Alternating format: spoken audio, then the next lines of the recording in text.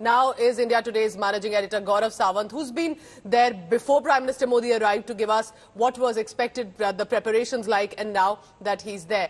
Gaurav, good morning. How has the day one been? Because I found it very interesting that, of course, while there are political, strategic mentions, there was a lot of informal talks as well.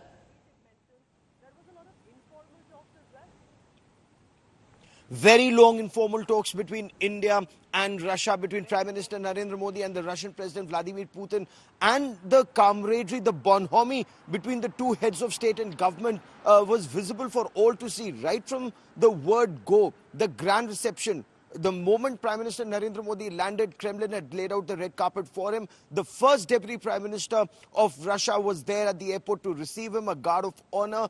And then he accompanied him to his hotel, where the Indian diaspora and, of course, Russians who are learning Hindi and Indian culture, they presented traditional Indian dances for the Prime Minister. There were school children who were there for the Prime Minister. And then when he went for that dinner to President Putin's dacha, his official residence on the outskirts of Moscow, that's where Putin laid out the traditional Russian hospitality and spoke to Prime Minister Narendra Modi about Russian values, about their family systems. He, in a way, opened his home and heart for the Indian Prime Minister. What were Russian traditions like? That was on display at the dacha when there were only the two heads of state and government together, Prime Minister Narendra Modi and Russian President Vladimir Putin and their interpreters. No officials, no ministers, no political leaders, for them to have for a heart-to-heart and a very long heart-to-heart, in which we are told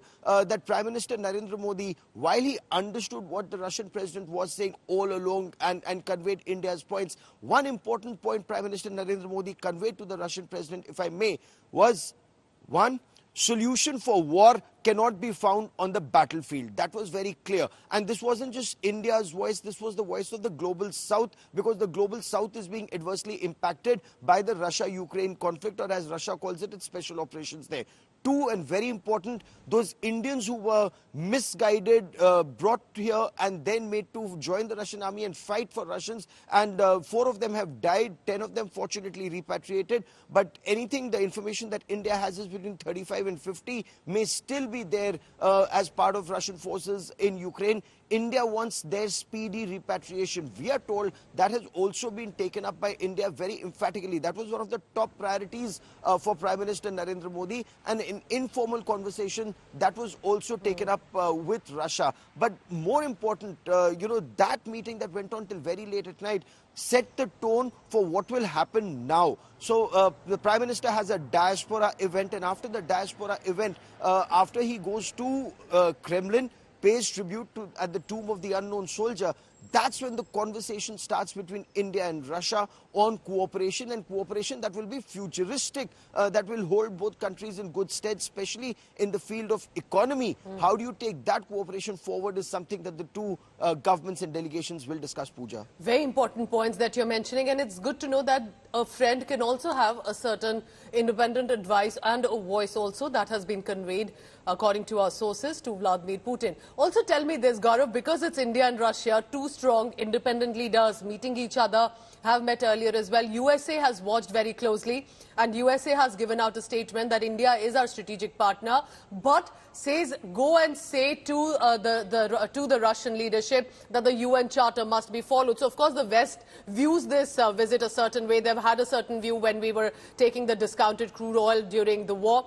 How do you think USA's position here, or USA's statements here, will reflect on India-Russia partnership that has remained strong, irrespective of how the Western world has wanted it?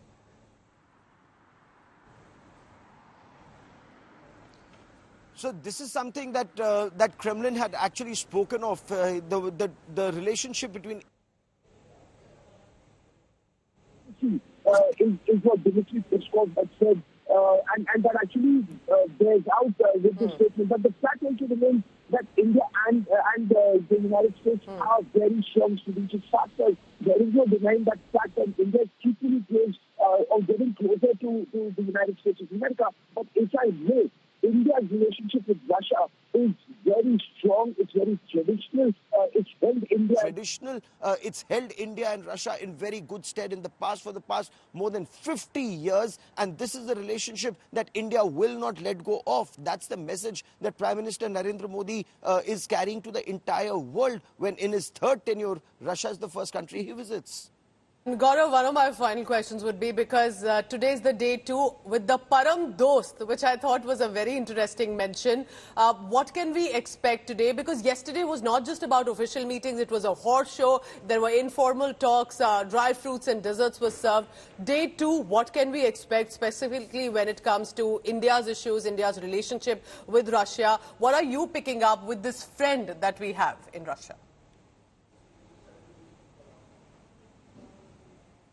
So day 1 actually set the tone for what will happen on day 2. That dinner meeting, that very long dinner meeting between Prime Minister Narendra Modi and the Russian President Vladimir Putin. One, both very strong leaders. 2, very independent-minded leaders. And 3, both have won elections, come back to office, and now want to move forward with renewed vigor for their respective countries, and want this relationship to take both the countries forward. Can they do it unitedly in the field of economy, which is India's main, key result area? And in this visit, usually, Pooja, every time any Indian Prime Minister comes to Russia or a Russian leader comes to India, the focus remains on defense, strategy. Here, the focus is very majorly shifting to economy. And when you talk about economy, it's investment. It's futuristic investment in each other's countries. It's investment in oil. It's to, for example, railways is one area where India and Russia are cooperating close together. Nuclear energy is one area where two countries are cooperating closely. So this is where delegation level talks will happen now in a more structured manner. You know, when Prime Minister Narendra Modi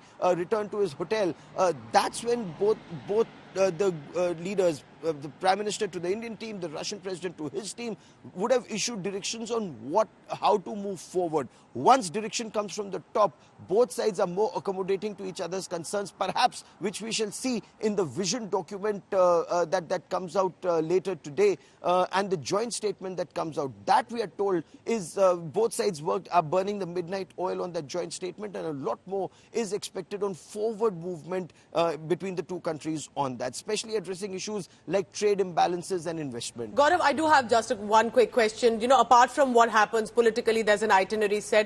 What is the sense you got in Moscow, in Russia, Russian artists performing Kathak and Bharatnatyam? Then there is this general sentiment of a friendship that you can see between the two nations. So you tell us, beyond the political talks, what is the kind of sentiment that you feel there is with regard to India on the ground?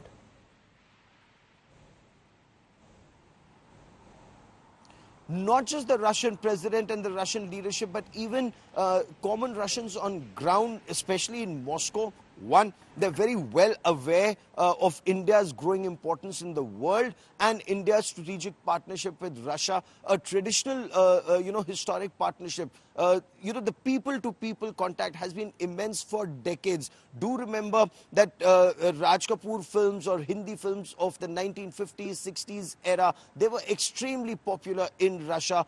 Bollywood remains extremely popular in Russia. The younger generation is also drawn to Indian spirituality. ISKCON is doing extremely well, not just in Moscow, but in different parts of Russia. So both India and Russia are seeking deeper engagement with each other, whereas India's focus does remain that conflict needs to be resolved for the global south to move forward. That is one of India's key result areas. Economy, again, investment, economy, energy, fertilizers, fuel, food. These are areas that India wants deeper investment in. Science and technology. India, in the field of defense, also wants to talk about not just procurement, but co-development. Indian scientists and Russian scientists sit together. Indian students and Russian students sit together. From the drawing board stage, come up with emerging technologies, then co-develop them in Russia and in India. Some components made in India, some components made in Russia, like the BrahMos supersonic cruise missile that's held India in good stead, and is also now being exported to third countries, including the Philippines. So more technology cooperation in this field. futuristic investment is what India is looking at.